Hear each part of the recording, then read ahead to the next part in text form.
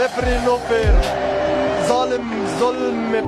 আর্জেন্টিনার দালাল ওরা, রেফারি একটা জালিম। পবিত্র কোরআনের আয়াত হাসবুনাল্লাহু ওয়া নিমাল ওয়াকিল, হাসবুল্লাহ নি'মাল ওয়াকিল, অর্থাৎ আল্লাহই আমাদের জন্য যথেষ্ট আর তিনি সর্বোত্তম কর্মবিধায়ক। কতটা কষ্ট পেলে এমনটা বলতে পারেন মিশরের ফুটবলার মোস্তফা জিকো। তিনি আরো বলেন, আমাদের পুরো জাতির স্বপ্ন নষ্ট করেছে রেফারি। আর্জেন্টিনার দালাল ওরা, রেফারি একটা দেশের পুরো পরিশ্রমকে এক নিমিষেই নষ্ট করে দিলেন। ম্যাচের শুরু থেকেই তিনি আমাদের বিরুদ্ধে কাজ করেছেন। চোখের জলকে সঙ্গে করে আটালান্টার সবুজ ঘাসে পড়ে থাকেন মিশরের স্বপ্নবাজরা। 3-2 গোলে শেষ তাদের বিশ্বকাপের যাত্রা। ম্যাচে ফ্রাসোয়া ল্যাটিক্সিয়া রেফারি হিসেবে দায়িত্ব পালন করেন।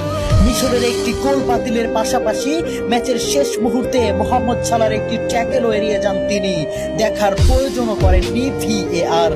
জানিয়ে রীতিমতো তুলপাড় ফুটবল বিশ্ব। ওই কাউন্টার অ্যাটাকে গোল করে আর্জেন্টিনাকে এগিয়ে দেন অ্যানজো। শেষ পর্যন্ত মিশর হৃদয় ভাঙ্গা হারকে সঙ্গী করে মাঠ ছাড়ে।